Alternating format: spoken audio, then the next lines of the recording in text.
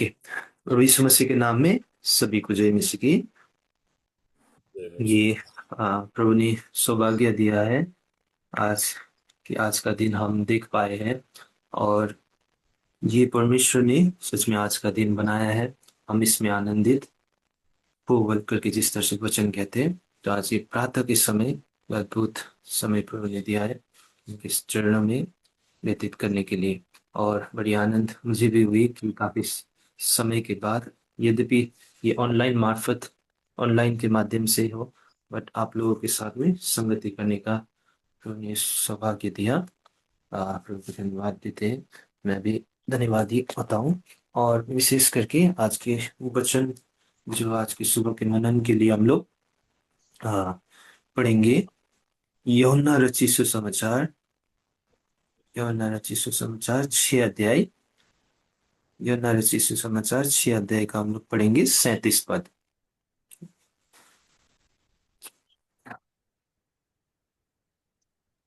यूहन्ना रचित सुसमाचार 6 अध्याय का 37 पद को पढ़ेंगे। अंकल कृपया हिंदी में पढ़ दीजिएगा। जो कुछ पिता मुझे देता है वह सब मेरे पास आएगा, और जो कोई मेरे पास आएगा उससे मैं कभी ना निकालूंगा। ओके।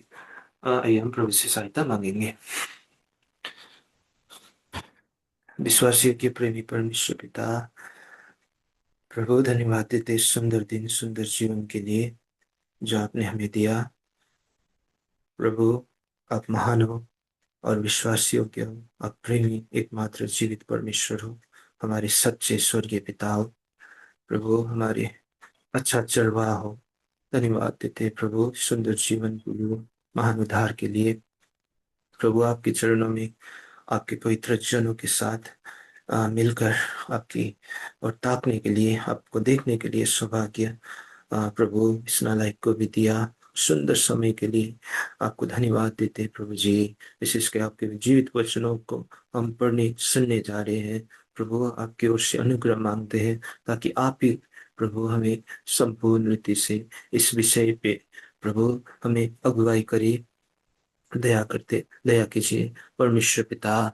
और आपकी विशेष करके प्रभु आपके पवित्र लहू के छिड़काव में प्रभु प्रेमी अनुग्रह के सिंहासन के सामने मैं अयोग्य को भी लाता हूँ।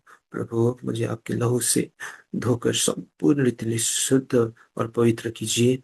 और प्रभु आप हमसे जो बातें करना चाहते हो, प्रभु आप की आवाज को हम सुन सके। इस योग्य का मैं कदाचित नहीं हूँ प्रभु, मेरे में कोई भी योग्यता नहीं है, पर प्रभु ये आपका जीवित वचन है और आप किसी न किसी रीति से हमसे बातें करते हो।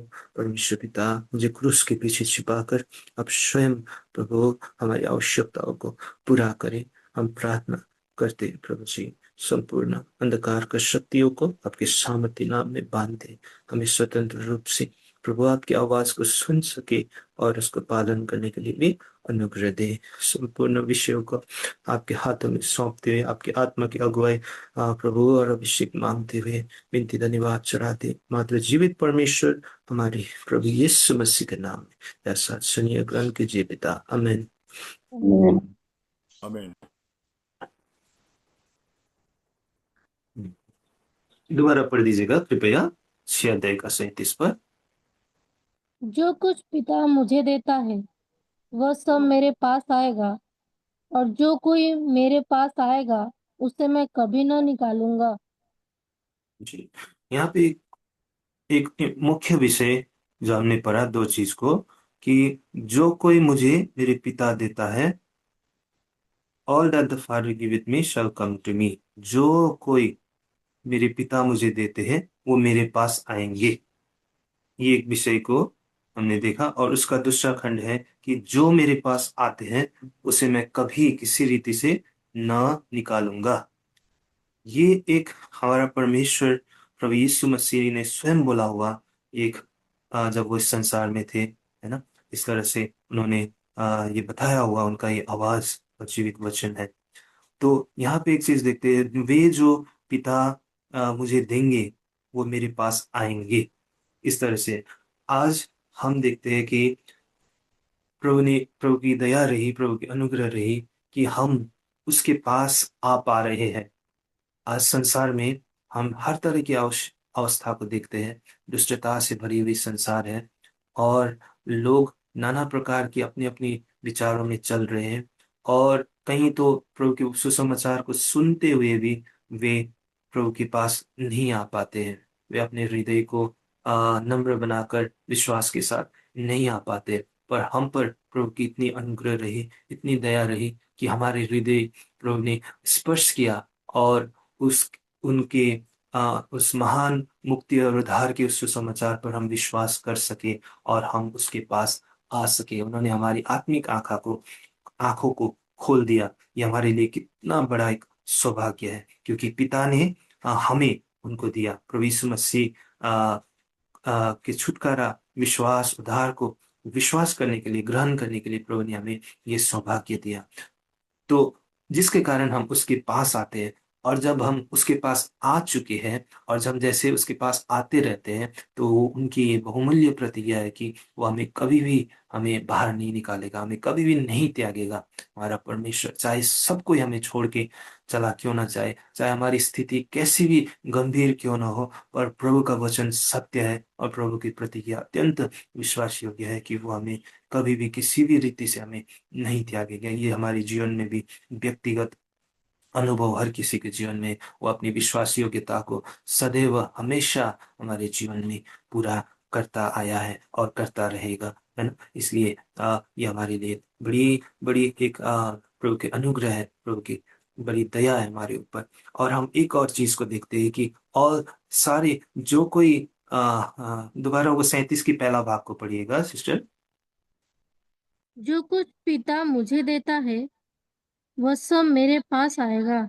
बस इतना ही, जो कुछ पिता मुझे देता है वो सब मेरे पास आएगा। अभी इसी संदर्भ में 45 पद को पढ़ दीजिएगा। इसी का 45, योना 6:45। भव- भविष्यद्वक्ताओं के लेखों में यह लिखा है, वे सब परमेश्वर की ओर से सिखाए हुए होंगे। जिस किसी ने पिता से सुना और सीखा है वह मेरे पास आता है। जिस किसी ने पिता से सुना है और सीखा है, वो मेरे पास आएंगे। तो यहाँ पे हम एक चीज को जान सकते हैं, कौन उसके पास आ सकते हैं, है ना। जिसने पिता से सुना है और उससे सीखा है।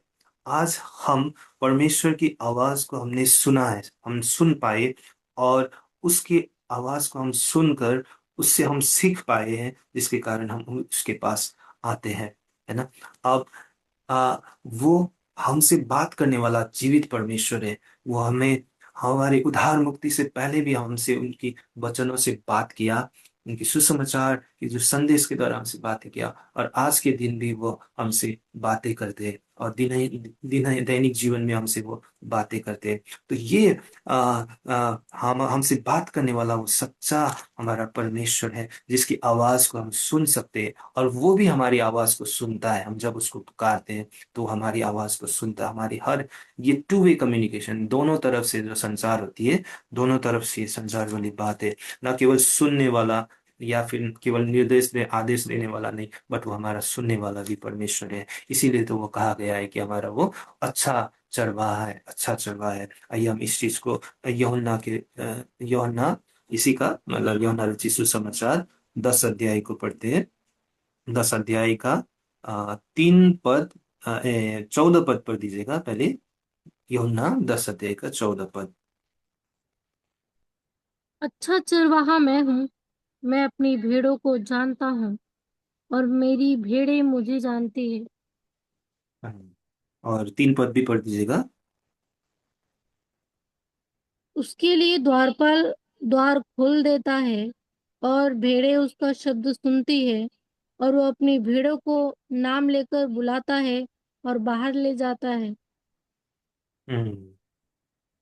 और भीड़ उसकी आवाज सुनता है, और वो भीड़ को नाम लेकर बुलाता है ना। भीड़ उसकी आवाज सुनता है। आज वो हमारा अच्छा चरवाहा परमेश्वर बना है, और हमारा अच्छा चरवाहा होने के लिए, होने के कारण वो हमें नाम लेकर बुलाता है।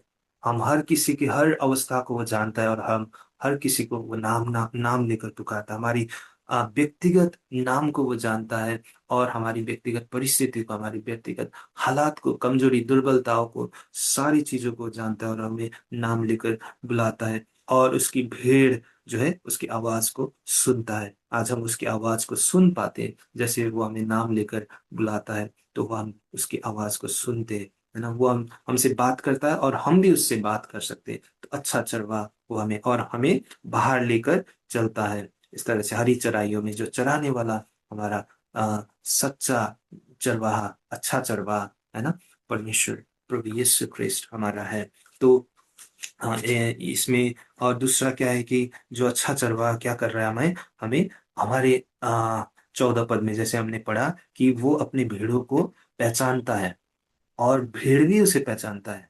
यह अद्भुत बात है ना। वो हमें जानता है, हमें नाम लेकर वो पुकारता है। और हाँ, और वो भेड़ भी उसको जानता है।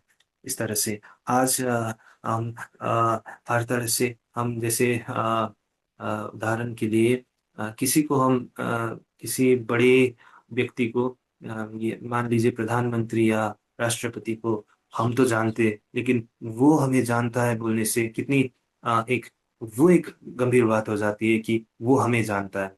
हम तो उनको जानते हैं, बट राष्ट्रपति स्वयं हमें जानता है बोलने से ये और भी गंभीर बात हो जाती है। तो उसी तरह हमारा परमेश्वर तो राजाओं का राजा, प्रभु का प्रभु हमें जानता है। हम उसको जानते हैं और वो भी हमें नाम लेकर पुकारता, हमें जानता है। तो उसके कारण हम उसके निकटता में हम आ पाते हैं, क्योंकि वो हमारा अच्छा चरवाहा बना है। और जिसके जब हम उसके निकट आते हैं तो वो कहते हैं कि हमें कभी भी किसी हालत पे भी नहीं बाहर निकालेगा, नहीं त्यागेगा, जैसे हमने पढ़ा यूहन्ना 6:37 में। वो जो मेरे पास आते हैं उनको मैं कभी भी बाहर नहीं निकालूंगा, इस तरह से कहा गया है। अभी हम एक चीज को देखते हैं कि किस तरह से पिता की आवाज को सुना जिसने, वो उनके पास आएंगे। इस विषय पे हम समझ सकते हैं कि 26 पद को पढ़ दीजिएगा, इसी का 9, 10 का 26। परंतु तुम इसीलिए विश्वास नहीं करते क्योंकि मेरी भेड़ों में से नहीं हो। हम्म, तुम लोग इसलिए विश्वास नहीं करते क्योंकि तुम भीड़ में से नहीं हो। आज हम संसार में देखते हैं कि हम हर तरह के अपनी अपनी इस रीति अनुसार चल रहे हैं, है ना। पर वो प्रभु को विश्वास नहीं कर पाते क्योंकि वो भीड़ों में से नहीं है ना। आज जो भीड़ है केवल वही प्रभु पर, अपने चरवाहा पर विश्वास कर सकते हैं। तो हम प्रभु की दया रही कि हम उस पर विश्वास करते हैं और उसकी आवाज को हम सुनते हैं और हम उसको जानते हैं, इसीलिए हम उसके पास आते हैं, है ना। तो यहाँ पे एक चीज को हम देखते हैं कि एक भेड़ होने के नाते, अच्छा चरवाहा का भेड़ होने के नाते, आज हमारे लिए एक सौभाग्य है कि हम उसके निकट आ सके। और उसके निकट जब हम आते हैं वो कभी भी हमें नहीं त्यागेगा, उसकी जीवित प्रतिज्ञा है। तो हमारी कर्तव्य आज हमारे जीवन में क्या है कि हम उसकी आवाज, उसकी भीड़ होने के नाते उसके निकटता में आने के लिए, उसके पास आने के लिए हमारे पास क्या क्या एक भेड़ों को क्या क्या करने की आवश्यकता है, इस चीज को हम जानते हैं। जैसे कि हमने पढ़ा कि भेड़ की ये 27 पद भी पढ़ दीजिएगा कृपया। मेरी भेड़ मेरा शब्द सुनती है, मैं उन्हें जानता हूँ और वे मेरे पीछे पीछे चलती है। हाँ, यहाँ पे 3 विषयों को हम जान सकते हैं कि मेरा भीड़ मेरा आवाज सुनता है ना। और दूसरा, वो मुझे मैं उनको जानता हूँ। और तीसरा चीज, वो मेरे पीछे पीछे हो लेते हैं। तो यहाँ पे मेरी आवाज को सुनता है, इस विषय को हम देखेंगे कि जो हम भीड़ होने के नाते आज हमारी ये अत्यंत आवश्यक है। वो तो हमारा प्रार्थना को सुनता है, हमारी हर आवश्यकताओं को सुनता है। जब हम पुकार, वो नाम लेकर हमें पुकारता है और जानता है। और नहूम 1 अध्याय का 7 पद में, जो जितने लोग उनके हैं उनको वो परमेश्वर जानता है ना। इस तरह से वचन कहता है। तो हमारी भी ये आवश्यकता है कि हम परमेश्वर की आवाज को हम सुने। प्रभु की आवाज, प्रभु की वचन जो बुद्धि और ज्ञान का स्रोत है। आज संसार में हर तरह की शिक्षाएं, हर तरह की चीजें बताई जाती है, बट प्रभु की आ, वचन एकमात्र बुद्धि की शुरुआत है। आज हम एक चीज पढ़ते हैं कि नीति वचन का पढ़ दीजिएगा, नीति वचन, नीति वचन 9 अध्याय का 10 पद, नीति वचन 9 अध्याय का 10 पद। यहोवा का भय मानना बुद्धि का आरंभ है, और परम पवित्र ईश्वर को जानना ही समझ है। परमेश्वर का भय मानना बुद्धि का आरंभ है। और बुद्धि और ज्ञान परमेश्वर की वचन के द्वारा ही हम सच्ची बुद्धि और ज्ञान, क्योंकि यहाँ पे एक चीज को हम गौर करते हैं कि परमेश्वर का भय मानना बुद्धि का आरंभ है। आज बुद्धि का आरंभ, संसार में तो बहुत सारे ज्ञान बुद्धि वाले लोग हैं, बुद्धि की कमी किसी प्रकार की नहीं है, तो आरंभ की बात कैसे आ रही है ना, उनका भी तो बुद्धि ज्ञान है, वो तो परमेश्वर पर विश्वास भी नहीं कर रहे। पर ये जो बुद्धि का आरंभ का विषय यहाँ पे बताया गया है, परमेश्वर का भय मानना बुद्धि का आरंभ, ये एक स्वर्गीय ज्ञान बुद्धि, परमेश्वर की पहचान की ज्ञान बुद्धि, हमारे सच्चा चरवाहा को जानने की ज्ञान बुद्धि, कि परमेश्वर की वचन को हम पढ़ते, इस बहुमूल्य वचन की गहराई को समझने के लिए, परमेश्वर की वचन को पढ़ते हुए हमें समझने के लिए जो ज्ञान बुद्धि, और न केवल समझने के लिए, उसको पालन करने के लिए जो हमारे हृदय में चाहते, हमारे हृदय हमारे जीवन में जो हम पालन करते हैं, ये एक बुद्धि परमेश्वर की वचन। यहाँ पे कहीं पे लिखा हुआ है कि 5 अध्याय का मेरे ख्याल से आ,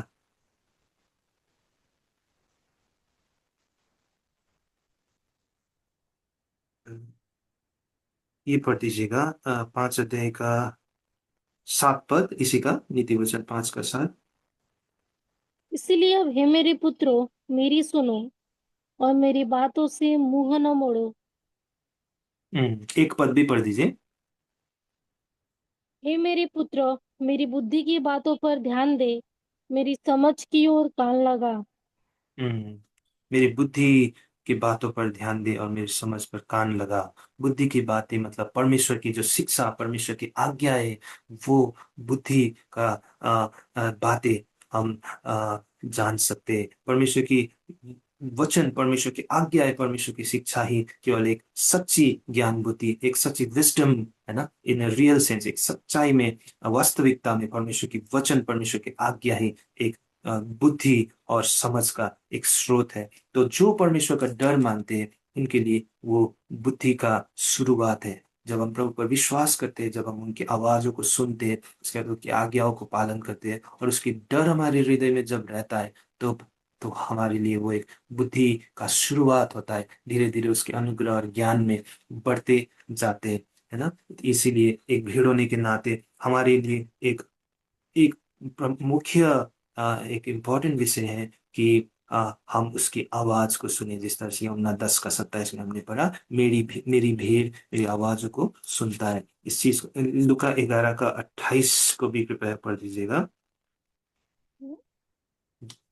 लुका रचित सुसमाचार 11 का 28।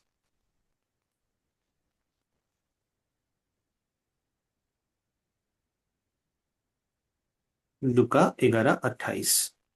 उसने 11। कहा, हाँ, परंतु धन्य वे हैं जो परमेश्वर का वचन सुनते और मानते हैं।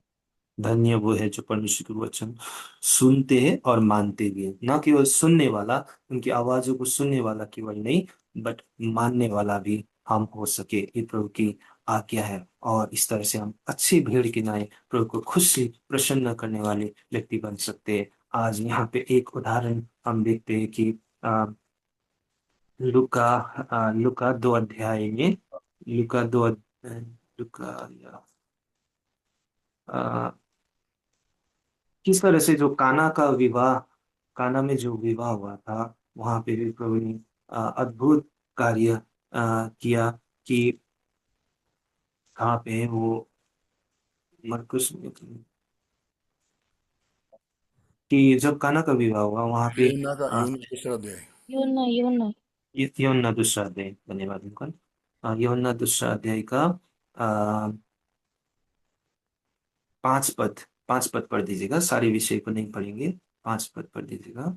उसकी माता ने सेवकों से कहा, जो कुछ वो तुमसे कहे वही करना।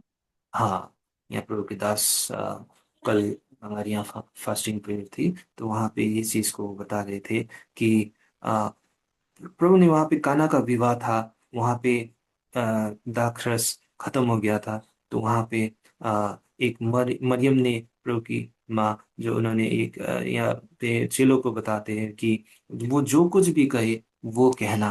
तो प्रभु के दास बोल रहे थे कि ये सबसे बड़ी एक मरियम की तरफ से एक सबसे बड़ी एक आदेश ना, एक इंस्ट्रक्शन, सबसे बड़ी इंस्ट्रक्शन था।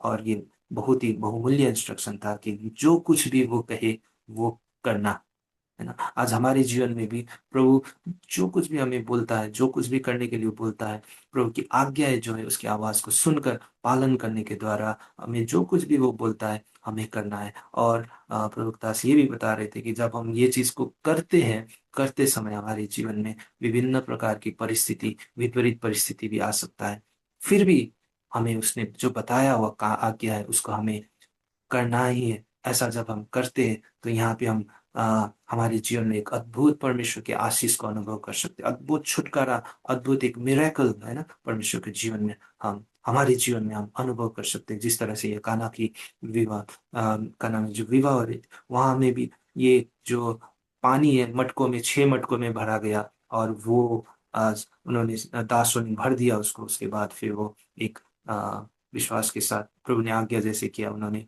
जब दासों ने किया तो वो चीज एक दाखरस में वो परिणत हो गया, है ना। जैसे जैसे उन्होंने प्रश्न नहीं किया क्यों ये पानी क्यों पानी क्यों बांटने के लिए बोला जा रहा है, पानी क्यों भरने के लिए बोला जा रहा है, उल्टा प्रश्न नहीं किया। हम प्रभु के वचन को कई बार हम शंका और अविश्वास में प्रश्न कर बैठते हैं, पर हमारी ऐसी करना बिल्कुल भी गलत है। और प्रभु का आज्ञा है कि जैसे जैसे वो कहे वैसा हमें करना है। जब हम ऐसा करते हैं तो प्रभु का आशीष हम पर हम अनुभव कर सकते हैं, और उसकी आवाज को हम इस तरह से सुनकर, भेड़ उसकी आवाज को सुनकर, केवल सुनकर अनसुना नहीं करता है, पर भेड़ उसकी आवाज को सुनकर पालन करता है। और दूसरी चीज हम जानते हैं कि यहाँ पे उसी में आएंगे वापस, यूहन्ना 10 का 27 में, एंड आई नो देम, मैं उनको जानता हूँ। और जैसे हमने 14, प्रभु तो हमें जानता ही है, 14 पद में हम इसी का 14 पद में, और मैं 14 पद को भी पढ़ दीजिएगा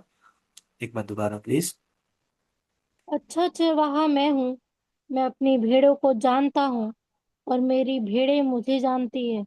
मेरी भीड़ को मैं जानता हूँ, और मुझे मेरी भीड़ जानते हैं। जब हम प्रभु की प्रभु को हम जानते हैं, प्रभु की निकटता में जितना आते हैं, प्रभु के पास जितना आते हैं, उतना ही हम उसको जान सकते हैं, उसकी महानता को जान सकते हैं। इसीलिए तो ये संगति निरंतर हमारे लिए आवश्यक है, क्योंकि जैसे हम संगति से दूर हो जाते हैं, प्रभु की पहचान से हम दूर होने लगते हैं, और उसकी वचन की सच्चाई को, उसकी प्रेम की सच्चाई को धीरे धीरे हमारे हृदयों से, आंखों से ओझल होने लगता है, और हम उसको भूलने लगते हैं, और उसको हम अच्छी तरह से जान नहीं पाते। बट प्रभु की आज्ञा है कि जिस तरह से दूसरा पत्रस 3 का 18 में लिखा है ना, एक बार पढ़ दीजिएगा कृपया ये भी।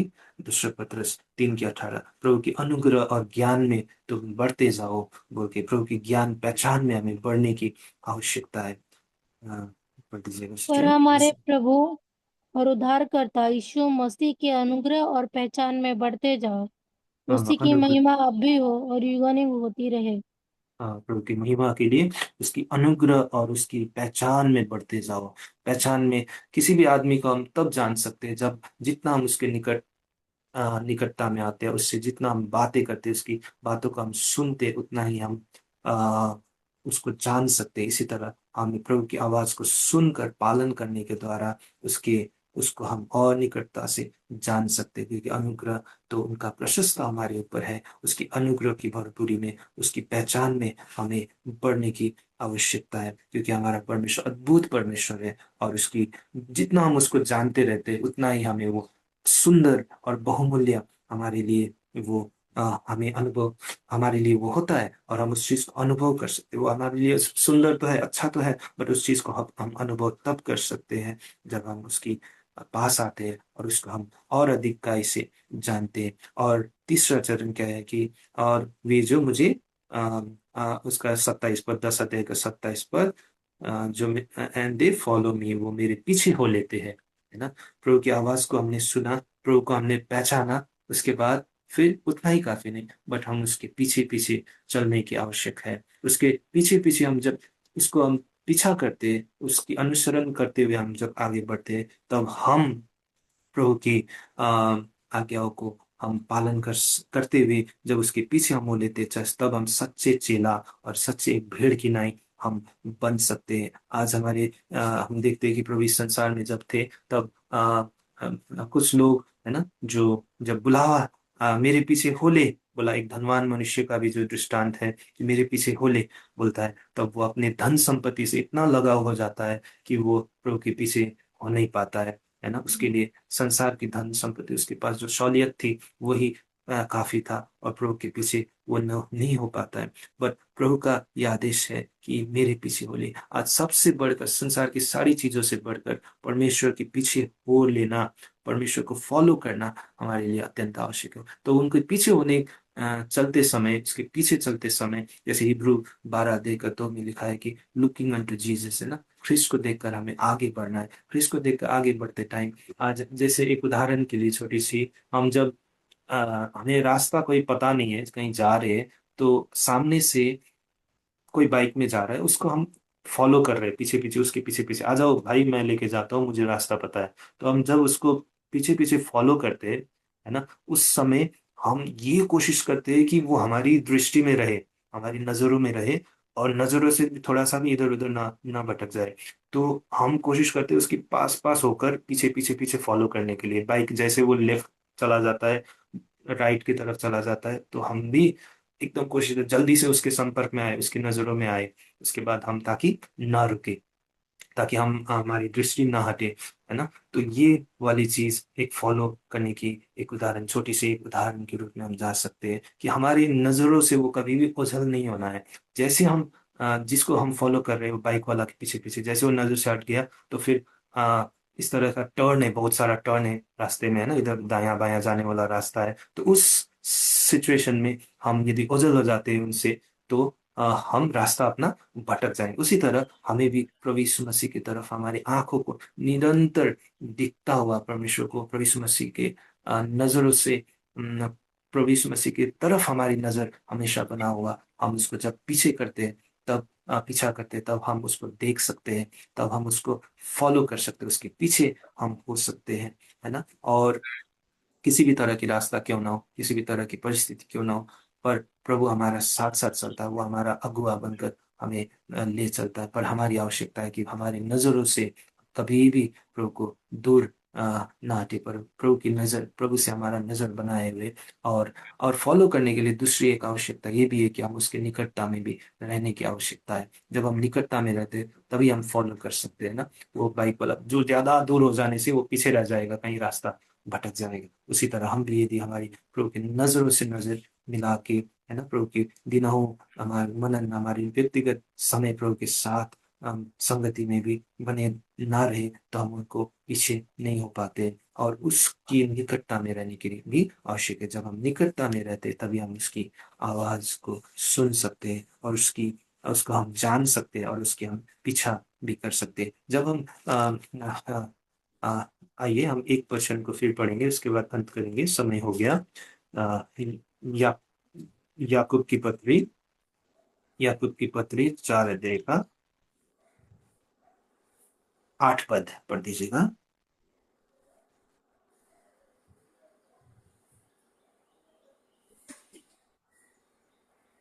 परमेश्वर के निकट आओ तो वह भी तुम्हारे निकट आएगा। हे पापियों, अपने हाथ शुद्ध करो, और हे दूषित लोगों, अपने हृदय को पवित्र करो। जी धन्यवाद। प्रभु के निकट आओ, परमेश्वर के निकट आओ, तो वह भी हमारे निकट आएगा। हमारा परमेश्वर, जितना हम उसके निकट जाते हैं, जितना हम उसके निकट जाते हैं, वो और भी हमारे निकट आता है, और भी हमारे निकट आता है ना। हमारे हृदय में शंका और अविश्वास जब आती है, तब हम परमेश्वर से दूर हो जाते हैं, और हम विश्वास के साथ, प्रभु मुझे सहायता करें, मेरे में ये कमजोरी है, मैं आपके निकट आना चाहता हूँ, और आपके निकट जब मैं आता हूँ तो आप मुझे कभी भी नहीं त्यागोगे। ये आपकी प्रतिज्ञा है। इस विश्वास के साथ हम अच्छे चरवाहा का हम पीछा करते हैं, तो क्या आवाज सुनते हैं, उसकी आज्ञाओं को उसकी पहचान में बढ़ते रहे, और उसके पीछे करते, उसके निकटता में जब हम आते हैं, तो हमें कभी भी नहीं छोड़ेगा, और अनंत अनंत काल तक वो हमारे साथ है करके प्रभु ने प्रतिज्ञा किया है। तो प्रभु हमें सहायता करे इस तरह से प्रभु में बने रहने के लिए। अंतिम ये पद को पढ़ के हम अंत करते हैं। 6 अध्याय का 37 पद, यमुना 6:37 पढ़ दीजिएगा।